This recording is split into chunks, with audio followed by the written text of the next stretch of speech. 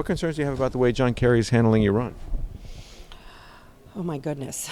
I guess he's representing the Obama administration, and I feel right now very, very upset that I feel the Obama administration is appeasing Iran, allowing Iran to enrich, maybe putting off for his predecessor, and even if sanctions are agreed to, I think it's just going to be put off. It could be for 2 years, it could be 1 year, it could be 10 years.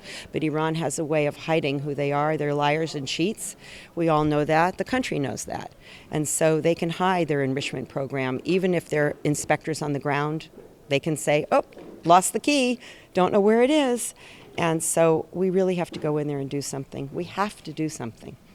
The world is going to be a changed place if half of the Middle East has nuclear power. Can you imagine nuclear weapons? Can you imagine ISIS or Boko Haram or any of those terrorist groups, Hezbollah, which have 160,000 rockets right now aimed at Israel from Lebanon, having nuclear weapons with Do you think they would smuggle it into the U.S. through the networks that they have across the Mexican border? We learned from Brad Sherman today, who's a congressman from California, that a nuclear weapon is about the size of a person that can be smuggled in a bale of hay into the United States.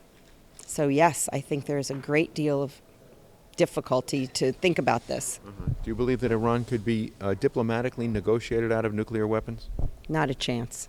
I think they have to be threatened, and I think the Ayatollah himself has to feel that he's going to lose power in order for him to change his stance. And what would it take to do that? Short of war, I think that we would have to, our sanctions would have to be worldwide. We could not allow businesses throughout the world, whether it's in Germany or England or China, we cannot allow businesses to do business with Iran. And then Iran will suffer financially, and then maybe the Iranian people will rise up and try to get rid of the Ayatollah.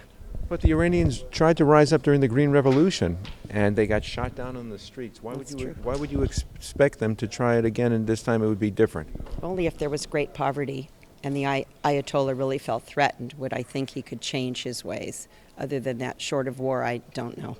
What do you mean short of war? Well, war meaning that the United States would have to go in and bomb the nuclear reactor that was being developed, which is probably 300 feet below ground. No one in the world except the United States has the power to do that. Has America given that ability to Israel? No, Israel does not have that ability.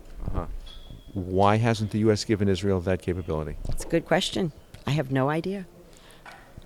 It was revealed in a Kuwaiti newspaper that last year Benjamin Netanyahu had revealed plans when he found out that they were negotiating behind his back in secret, that they had plans to attack Iran, which John Kerry told him that if Israeli planes took off, they would never reach their destinations, that America would shoot down any Israeli raid.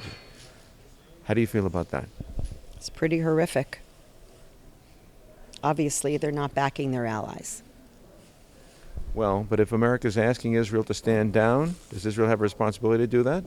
I think Israel's focus and Netanyahu's focus, or whoever is in power in Israel, their entire focus is the safety and security of the people of Israel, which includes at least 500,000 Christians, 1.5 million Arab Muslims, and 6 million Jews. It's a tiny, tiny country, probably the size of New Hampshire. And maybe people don't understand what a tiny people Israel is. But it's a tiny, tiny people and a tiny country. I have